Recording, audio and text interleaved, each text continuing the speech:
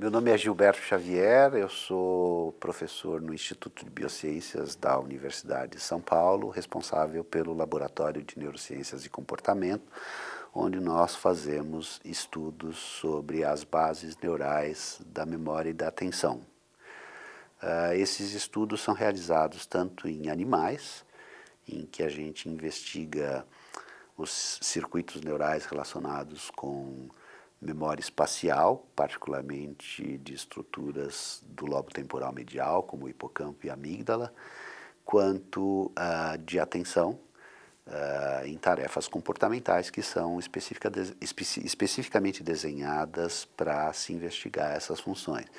E a gente vem também desenvolvendo estudos em pessoas saudáveis sobre essas mesmas funções, memória e atenção, usualmente usando testes psicofísicos e testes neuropsicológicos. Basicamente, a pessoa se expõe a uma tarefa comportamental em que ela tem que reagir a determinados estímulos ou memorizar certas listas de informações, e com base nesse tipo de metodologia nós temos sido capazes de identificar alguns dos aspectos básicos relacionados às funções de memória e de atenção. Existe uma vertente do laboratório que lida com pacientes que têm, em geral, algumas dificuldades neurológicas, como foi o caso de pacientes com doença de Parkinson ou pessoas que tiveram paralisia cerebral, e o desenvolvimento de estratégias para poder lidar com essas dificuldades. E mais recentemente nós estamos implantando instrumentos de registro eletrofisiológico, tanto em animais quanto em seres humanos saudáveis, para investigar essas funções. Gilberto, você é formado em biologia e professor há 30 anos.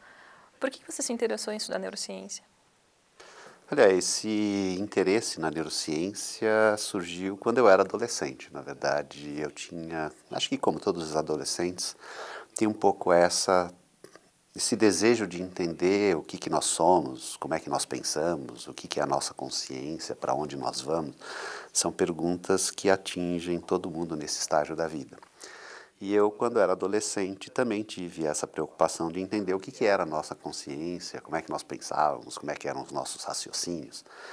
E eu, depois de ser relativamente bem orientado pelos meus professores da escola na ocasião, fiz uma série de leituras que acabaram me remetendo para pesquisas relacionadas ao sistema nervoso, que hoje é denominada neurociência. Eu entrei na faculdade já pensando que eu deveria me direcionar para pesquisas relacionadas à memória, e tanto é assim que no primeiro ano da faculdade eu já iniciei um estágio com pesquisadores que atuavam na área de memória aqui no Brasil, e comecei a me informar sobre o assunto e comecei a me preparar para investigar nessa área. É interessante porque memória é um tema de interesse mais citado nas pessoas no geral. Por que memória desperta tanto esse interesse?